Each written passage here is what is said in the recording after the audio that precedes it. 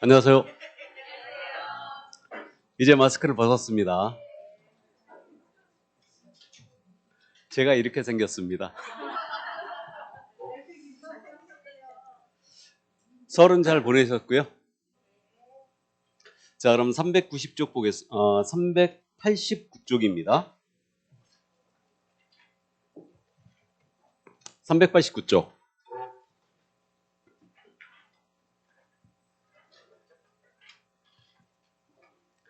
자, 이 389쪽 부동산 거래 신고제 계속 갑니다. 검증에 대한 부분이거든요. 그럼 부동산 거래 신고를 들어갔어요. 그러면 이제 검증을 하게 돼 있는데 거기 동그라미 1번이 있습니다. 국토교통부 장관은 밑줄 그으세요. 국토교통부 장관은 밑줄 긋고 법 제3조에 따라 신고받은 내용, 부동산 가격 공시에 관한 법률에 따라 공시된 토지 및 주택의 가액, 그 밖에 부동산 가격 정보를 활용하여 부동산 거래 가격 검증 체계를 구축 운영하여야 한다. 검증 체계를 구축 운영하여야 한다의 밑줄이에요. 자, 그러면 검증 체계의 구축 운영은 국토부 장관이 한다는 얘기고요. 한 장을 넘깁니다. 신고 가격의 적정성 검증이란 말 나와 있죠. 자, 그래서 신고관청은 이렇게 출발해요. 신고관청은 밑줄입니다. 부동산 거래 신고받은 경우에 부동산 거래가 검증 체계를 활용하여 그 적정성을 검증해야 한다. 검증해야 한다의 밑줄이에요. 자, 그러면 보시겠습니다. 이 검증에 대한 부분인데 검증은 신고관청이 하는 겁니다.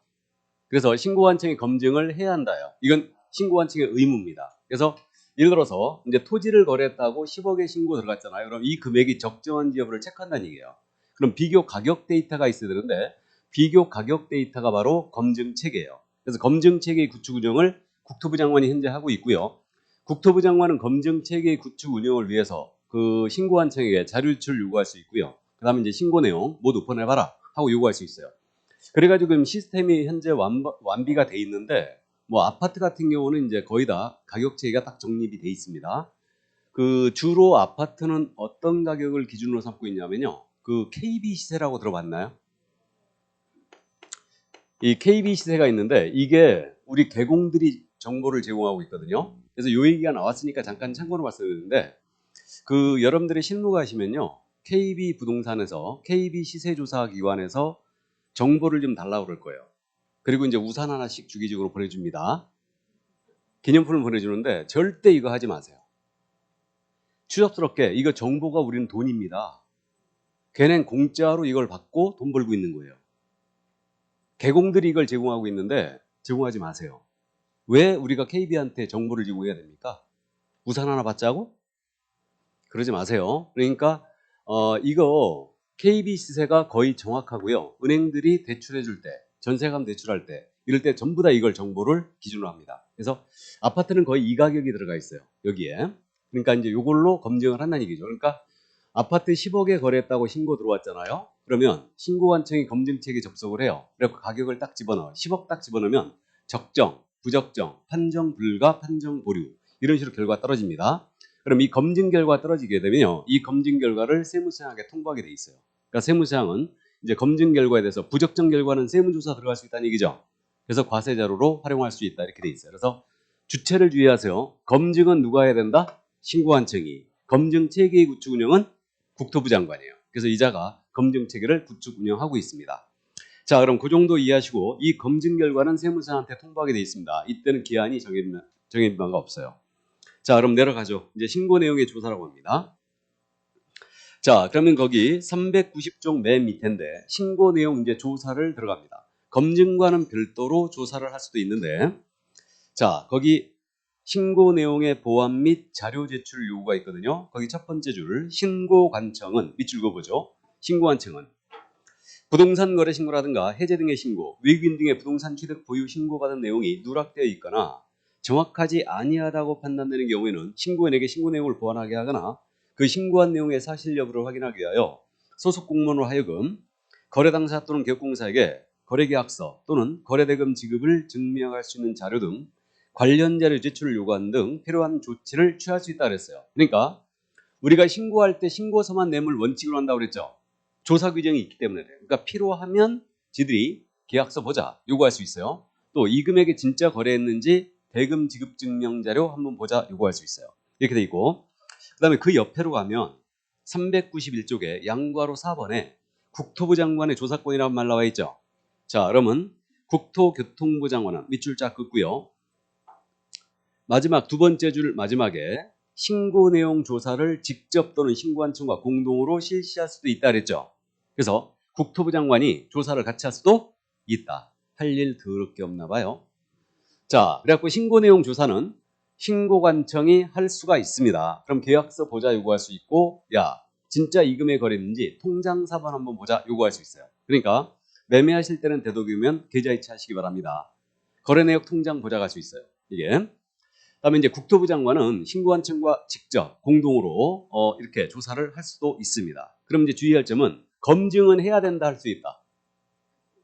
검증 해야 한다요. 조사는 할 수 있다죠. 물론 조사를 해야 된다가 아니에요. 할 수 있답니다. 그래서 이렇게 돼 있고요. 국장도 할 수 있다. 그럼 관계 행정기관의 장에게 소득증 그 자료를 제출을 요구할 수가 있습니다. 그래서 그 정도 이해하시고 이때 만약에 위법 사실이 확인됐잖아요. 그러면 관계기관에다가 고발 통보해 볼 수 있어요. 그래서 이제 조사를 했는데 만약에 위법 사실이 확인됐다. 그러면 관계기관에다가 고발 통보할 수 있고요. 그다음에 이제 조사 결과 보고에 대한 부분인데 우리 신고관청이 만약에 조사를 했지 않습니까? 그러면 이 사실을 시도지사에게 보고하게 돼 있어요. 예. 그래서 조사 결과에 대해서 이제 보고를 하게 돼 있고요. 그럼 시도지사가 보고 받았잖아요. 그럼 시도지사는 다시 국토부 장관에게 보고를 하게 돼 있습니다. 그러면 국토부 장관에게 보고할 때는요. 월 한 번은 하라고 월 1회는 하라고 못을 박아놨죠. 그러면 요거 숫자를 그렇게 한번 기억해 봅니다. 신고관청이 시도지사에게 조사 결과 보고하는 것은 기한이 없죠. 근데 시도지사가 국토부 장관한테 보고하는 것은 월 1회는 하라고 못을 박아놨습니다. 왜 그랬냐면요. 안 할까봐. 안 할까봐. 시도지사가 높은 것 같아요. 국토부 장관이 높은 것 같아요. 국토부 장관. 여러분들은 공법을 공부하시니까 당연히 국토부 장관이 더 높다라고 생각을 하시는데 생각을 해볼까요? 우리 국토부 장관이 오세훈 서울시장한테 야 보고 좀 해봐. 그럼 오세훈 서울시장 뭐라 할 것 같아요? 네가 뭔데 나한테 보고하라는데? 어? 당장 그런 말 하지 않겠어요? 나이도 어린 놈의 새끼가 그럴 겁니다. 그러니까 이게 시도의사가 높냐 국장이 높냐 사실은 이제 시도의사를 지금 그 선거직으로 뽑기 때문에 우열을 가릴 수가 없는데 임명직으로 할 때 있죠. 군사독재 시절에 박정희 대통령 시절에 임명직으로 했었죠. 직접 대통령이 임명했습니다. 시도의사를. 그때 당시에도요. 서울시장은 장관급보다 높았습니다. 부총리급이었어요. 그러니까 안 할까봐 월 1회라고 못을 박아놓은 거예요. 그래서 이제 그렇게 참고를 해두시기 바랍니다. 지금 서울시 인구가 많아요? 경기도 인구가 많아요? 예? 서울시 인구가 많습니까? 경기도 인구가 더 많습니다. 경기도가 1,300만인가 되는 것 같고 서울이 지금 1,000만이죠. 경기도 인구가 더 많아요. 지금 현재. 자, 그럼 이제 그 정도 조사 이해를 해두시기 바랍니다. 잘 내는 부분은 아닌데 가볍게 이해만 해두세요. 자, 그럼 넘어갑니다. 이제 조사까지 봤고요. 이제 넘어가죠. 393쪽에 정정 신청 및 변경 신고가 있습니다. 이 부분을 여러분들이 조금 어려워해요. 근데 이것도 자주 내는 건 아닌데 최근에 22회, 24회, 30회 때 출제한 바가 있는데 자, 보겠습니다. 신고 내용의 정정 신청이에요. 자, 393쪽에 그 의 부분을 보시면 거래 당사자 또는 개업공사는 부동산 거래 신고 내용 중 일부 내용이 잘못 기재된 경우, 밑줄이에요. 일부 내용이 잘못 기재된 경우에는 그거 밑줄 긋고요. 신고한 책의 신고 내용의 정정을 신청할 수 있다. 정정을 신청할 수 있다 밑줄이에요. 그러면 잘못됐을 때 할 수 있는 게 뭐다? 정정이에요. 그래서 그럼 잘못됐다면 신고 내용이 잘못돼 있다면 반드시 정정을 해야 될 것 같잖아요. 근데 할 수 있다로 돼 있습니다. 그래서 이제 이렇게 할 수 있다로 돼 있다는 거 가볍게 참고해 두시고요. 자, 그럼 어떤 내용을 정정할 수 있느냐 이 문제인데 이 정정 사항 때문에 여러분들이 이걸 조금 어려워해요. 그래서 정정이 할 수 있는 것은 경미한 사항에 대해서만 가능하다. 일단 감을 그렇게 잡는데 그러면 경미한 사항이 아닌 것은 정정이 안 된다는 얘기예요. 그러면 경미한 사항이라는 게 뭘로 지금 예시가 되어 있냐면 거래 당사자 주소가 잘못되어 있거나 전화번호가 잘못되어 있다. 거래 지분 비율이 잘못되어 있거나 개공의 전화번호라든가 사무소의 소지지가 잘못되어 있다. 나아가서 대상 건축물의 종류가 잘못되어 있어요. 이제 오피스텔인데 상가로 기재했다든가 뭐 이런 것들. 그 다음에 거래 대상 부동산의 지목, 면적, 거래 지분, 거래 대지권의 비율이 잘못되어 있다. 그러면 정정이 됩니다. 그럼 이것을 우리가 기억을 해봐야 되는데 이게 사실 기억이 잘 안 되거든요. 그러니까 경미한 사항으로 일단 기억을 하는데 거꾸로 기억하자 이거예요. 안 되는 걸로. 그럼 부동산 거래 신고의 핵심은 뭐냐면요. 누가 어떤 부동산을 언제 얼마에 거래했냐가 핵심이에요. 부동산 거래 신고의 핵심은 누가 어떤 부동산을 언제 얼마에 거래했냐. 이게 핵심인데 그럼 누가? 거래 당사자 성명이라든가 주소, 주민등록번호가 잘못되어 있어요. 이거 누가죠? 이거 정정 안 됩니다. 당사자가 바뀐다는 얘기는 이건 문제가 심각한 거죠 지금. 그렇기 때문에 당사자의 성명이나 주민번호는 정정이 안 돼요. 잘못되어 있다라도 안 됩니다. 그러나 당사자의 주소가 잘못되어 있다, 휴대전화번호가 잘못되어 있다. 정정할 수 있겠죠. 가능하고. 자, 그 다음에 언제?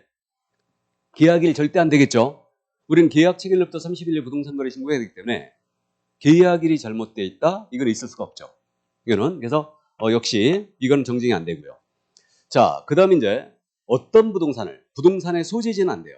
그럼 물건의 소재지가 잘못되어 있다? 그럼 부동산이 바뀌는 거죠. 그러니까 안 되는 겁니다. 근데 부동산의 면적이 잘못되어 있다, 지목이 잘못되어 있다, 대지권의 비율이 잘못되어 있어요. 건축물의 종류가 잘못되어 있어요. 이때는 정정되겠죠. 근데 중개사물의 소재지는 절대 안 됩니다. 그러니까 부동산의 소재지에 대해서는 정정이 안 돼요. 그래서 이게 어떤 부동산이고요. 얼마에? 실제 거래 금액은 안 되겠죠. 금액이 바뀐다. 그럼 허위 신고 가능성이 있잖아 지금. 그러니까 이건 안 되는 겁니다. 그래서 안 되는 것들로 거꾸로 기억하세요. 거꾸로. 그래서 30회 때 물어봤던 게 바로 이게 정답이었어요. 당사자의 성명이나 주민번호, 개공의 성명, 주민번호 이거 정정 안 됩니다. 그래서 나머지 당사자의 주소라든가 전화번호, 개공의 전화번호라든가 사무소의 수리가 잘못되어 있다. 이건 되는데 성명이나 주민번호가 잘못되어 있다. 이건 있을 수가 없어요. 그래서 이제 그렇게 이해를 합니다. 그럼 정정 신청은요. 이건 서식이 없어요. 신고 필증에 잘못된 내용을 직접 수정합니다. 직접 수정하여 정정사항을 표시하고요. 거기다 대고 서명 또는 날인을 합니다. 그러면 신고 필증에 직접 수정하지만 이거 전자문서로 할 수 있어요. 전자문서로 할 수 있습니다. 그래서 정정 신청 전자문서 당연히 기본적으로 되고요. 이게 다만 당사자의 주소가 잘못되어 있거나 휴대전화번호가 잘못되어 있어요. 이거는 단독 정정 신청이 가능한데 이때는 전자문서가 안 돼요. 그래서 이 정도 참고하시고 그럼 잘못된 내용을 확인한 다음에 지체 없이 정정하여 신고 필증을 재발급해 줍니다. 그래서 실무적으로 어떻게 돼 있냐면요. 예를 들어서 면적이 잘못되어 있다. 그러면 이제 100제곱미터 우리가 거래했는데 이게 신고 필증에 나온 그 면적이 1000제곱미터로 나와버린 거예요. 잘못되어 있죠 지금. 그러면 담당한테 전화합니다. 전화해가지고 이거 면적이 잘못되어 있네요. 그러면요 담당이 그럼 계약서 팩스 한번 보내보라고 그래요. 그럼 계약서 팩스로 쫙 밀어주잖아요. 밀어주면 바로 수정해서 바로 내보내줍니다. 다시 줘요. 신고 필증을. 그래서 실무적으로 이렇게 현재 하고 있어요. 자, 그래서 정정이 바로 이거였어요. 그러니까 요걸 암기해야 되는 문제가 있기 때문에 여러분들이 조금 이걸 어려워요. 그래서 이제 감만 잡아두세요. 잘못됐을 때 할 수 있는 게 뭐다? 정정. 이때 핵심적인 사항은 정정이 안 된다더라. 정정 신청은 이거는 서식이 없어요. 그러니까 신고 필증에 직접 수정하는 겁니다. 그래서 이제 요 정도만 감 잡아두시고요. 자, 그다음에 이제 한 장을 넘깁니다. 변경 신고가 나와요. 그럼 신고 내용의 변경 신고인데 그 동그라미 1번을 보십니다. 거래당사자 또는 개업공사는 부동산 거래 신고 내용 중 일부 내용이 변경된 경우에는 밑줄이에요. 일부 내용이 변경된 경우 밑줄입니다. 이때는 부동산 등기법에 따른 부동산에 관한 등기 신청 전에 신고관청에 신고 내용의 변경을 신고할 수 있다. 밑줄이에요. 변경을 신고할 수 있다. 그러면 신고한 내용이 변경됐으면 변경 신고를 역시 꼭 해야 될 것 같은데 이것도 역시 할 수 있다로 돼 있어요. 할 수 있다로. 그러면요 이게 그 차이 아닙니까? 정정이라는 것은 잘못됐을 때 할 수 있다고 그랬죠. 변경이라는 것은 변경이 말 그대로 변경이 되었을 때 할 수 있다는 거죠. 이게 그래서요 이것도 꼭 해야 될 것 같은데 할 수 있다로 돼 있습니다. 그럼 이제 변경 신고 제도는 왜 들어왔느냐? 원래 정정만 있었거든요. 근데 변경 신고 제도가 들어온 이유는 그거였어요. 실무적으로 부동산 거래 신고제를 운용을 해보니까 이런 문제가 생긴 거예요. 잔금 지급일을 예를 들어서 2월 30일로 2월 30일로 없죠. 2월 15일로 했던 거예요. 잔금 지급일을. 근데 이 실제 거래 금액은 10억이라고 신고했습니다. 근데 매도인 쪽에서요. 돈이 급히 필요했어요. 그래가지고 매수인한테 그랬던 겁니다. 야, 내가 잔금 지급이 2월 15일로 돼 있는데 만약에 1월 31일까지 잔금을 쳐주게 되면 내가 대금에 1,000만 원 깎아줄게 이런 거예요. 이거를.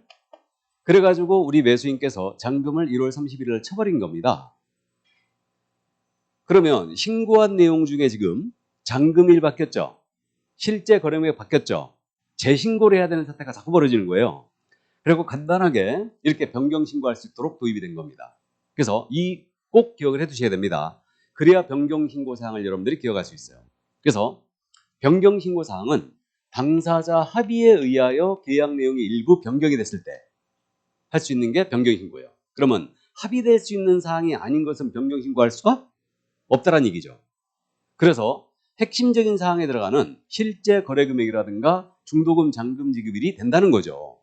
그래서 거기 변경 신고 사항이 지금 박스로 돼 있죠. 여기에 특이한 게 뭐냐면 실제 거래 가격에 변경 신고가 됩니다. 핵심적인 사항인데 밑줄이에요. 거래가격 변경 신고 됩니다. 그 다음에 지금 미음에 있죠. 미음. 그 다음에 중도금 잔금 및 지급이라고 돼 있죠. 그럼 중도금 잔금 및 지급일 이것도 됩니다. 그러니까 잔금 빨리 주면 대금 깎아줄게. 이것 때문에 들어온 거기 때문에 실제 거래 가격과 중도금 잔금 지급일의 변경 신고가 돼요. 이게 더 특이한 게요. 거기 시옷 이응이거든요. 공동 매수의 경우에 일부 매수인의 변경이 된답니다. 밑줄이에요. 일부 매수인의 변경 밑줄 긋고요. 매수인 중 일부가 제외되는 경우만 해당. 제외되는 경우만 해당 밑줄이에요. 그럼 이 얘기 아닙니까? 갑으로부터 A, B, C가 공동 매수했어요. 그래갖고 지분 3분의 1, 3분의 1, 3분의 1 신고한 겁니다. 신고했는데 여기에 D를 추가하는 거예요. 매수인 중 일부를 추가하는 겁니다. 이거 된다 안 된다? 안 되는 거예요. C를 D로 교체하는 거예요. 이거는 안 되는 거죠. 그럼 뭐만 된다? 빼는 것만 되는 거예요. 빼는 것만. 그러면 AB의 공동매수, AC의 공동매수, BC의 공동매수 또는 ABC의 단독매수 이렇게 바꾸는 거예요. 그러니까 매수인 중 일부를 제외시키는 것만 된다. 그럼 매수인 중 일부를 제외시키는 건 되니까 이거 매수인 중 일부를 C를 빼버리면 지분이 바뀌죠. 그럼 거래 지분의 변경 신고 된다 안 된다? 되는 거죠. 이해되시죠? 그렇게 이해합니다. 그래서 매수인 중 일부를 제외시키는 거는 돼요. 자, 그 다음에 이응입니다. 거래상 부동산 등이 다수인 경우 일부 부동산 등의 변경 이것도 밑줄이에요. 일부 부동산 등의 변경 밑줄 그시고요. 거래상 부동산 등 중 일부가 제외되는 경우만 해당한다. 제외되는 경우만 해당한다 밑줄죠. 그럼 이것도 그 얘기 아닙니까? 자, 1번지, 2번지, 3번지 거래했다고 신고 들어갔어요. 근데 여기다가 4번지를 추가하는 겁니다. 된다 안 된다? 안 된다. 근데 3번지를 4번지로 교체하는 거예요. 역시 안 된다. 뭐만 된다? 빼는 것만 된다. 빼는 것만. 그러면 예를 들어서 1번지 100제곱미터, 2번지도 100제곱미터, 3번지도 100제곱미터 했는데 3번지를 빼버린 거예요. 그럼 면적이 바뀌는 거죠. 그럼 면적의 변경 신고 된다는 얘기죠. 이거 암기사항이다, 이해할 사항이다? 이해할 사항이에요. 절대 저는 암기 안 시킵니다. 이거 이해를 하세요. 그러니까 변경 신고 제도라는 것은 반드시 야 잔금 빨리 주면 대금 깎아줄게. 이것 때문에 들어온 거기 때문에 중도금 잔금 지급이 되는 거고 실제 거래가 돼요. 그다음에 공동 매수의 일부 매수를 빼는 건 된다. 그렇다면 지분의 변경 신고 되는 거고 그다음에 일부 부동산을 제외시키는 거 된다. 그러면 면적의 변경 신고 되는 거예요. 그럼 변경 신고할 때 조건 기한이 바뀔 수 있죠. 그러니까 조건 기한의 변경 신고도 가능한 거죠. 이해하셨죠? 그러나 여전히 이거 당사자의 성명이라든가 계약일의 이거 변경 절대 안 됩니다. 당사자의 성명이 당사자 합의로 바뀔 수 있어요, 없어요? 없어요. 맞잖아요? 계약일을 합의로 바꾼다? 이건 있을 수가 없죠. 계약 체결일로부터 30일 내에 거래 신고해야 되니까요. 그래서 이렇게 이해하면 돼요. 그래서 이런 것들은 안 되는 겁니다. 그래서 정정 신청 사항은 안 되는 것들로 기억하고 변경 신고 사항은 잔금 지급 빨리 해주면 대금을 깎아줄게. 이것 때문에 들어왔으니까 그걸 꼭 명심하면 변경신고사항을 감 잡을 수 있어요. 그럼 변경신고는요. 부동산에 관한 소유권 이전 등기 신청하기 전까지 가능하고요. 물론 전자문서 가능합니다. 왜 등기 신청 전까지냐면요. 여러분들 공시법 시간에 공부했죠. 현재 우리 부동산 거래 신고 들어가면 이 금액이 등기까지 되고 있죠. 맞잖아요. 등기까지 되기 때문에 이게 금액에 변경 신고한다? 그러면 등기 전에 들어가야 됩니다. 변경 신고는. 그러니까 이렇게 해야 되고요. 이거는 변경 신고서라는 서식이 있어요. 그래서 이제 변경 신고 서식이 있고요. 이걸 써가지고 지출합니다. 이걸 원칙으로 하는데 신고서만 내면 원칙으로 하는데 다만 면적의 변경이 전혀 없는데 실제 금액만 변경됐다고 신고 들어가는 거예요. 면적 변경이 전혀 없어요. 근데 실제 금액만 바뀌었다고 변경 신고해버리면 허위 신고 가능성이 있죠. 이때는 계약사본을 첨부해야 됩니다. 그러면 이때는 계약사본을 첨부하기 때문에 이거는 전자신고가 되지 않습니다. 이때는. 그래서 변경신고 원칙적으로 전자문서로 하는 거 가능한데 면적의 변경이 없는 실제 금액만의 변경신고는 전자문서 할 수 없어요. 그러면 나머지 이제 공급계약이라든가 전매계약, 분양권 입주권의 전매계약이 있는데 여기서 분양 가격이라든가 선택 품목, 옵션이죠. 이게 이제 바뀌었다. 그러면 이때는 일방이 단독으로 변경 신고할 수 있습니다. 이때는 그 서류를 첨부하게 돼 있고요. 그럼 변경 내용을 확인한 다음에 신고 필증을 지첩 시 재발급해 주게 돼 있어요. 여기까지. 그래서 이 부분을 여러분들이 조금 어려워하시는데 정정 신청 사항과 변경 신고 사항을 기억을 해야 되기 때문에 이것 때문에 조금 어려워하셔요. 그러나 자주 내는 건 아니니까 이제 반복하면서 숙지합니다. 자, 그럼 여기까지 이해를 해 두시고요. 자, 그래서 정정, 변경 내용을 모두 봤습니다. 실무적으로는요. 변경 신고가 할 수 있다고 돼 있죠. 만약에 금액이 바뀌었잖아요. 그럼 금액이 등기된다고 그랬죠. 그죠? 그러니까 금액이 바뀌면 꼭 변경 신고 해주세요. 금액이 바뀌면 꼭 변경 신고를 해달라고요. 실무적으로는. 나중에 조사 들어올 수 있어요. 그러니까 변경 신고를 해주는 게 좋습니다. 예. 자, 그래서 여기까지 변경 신고 제도까지 다 살펴봤습니다.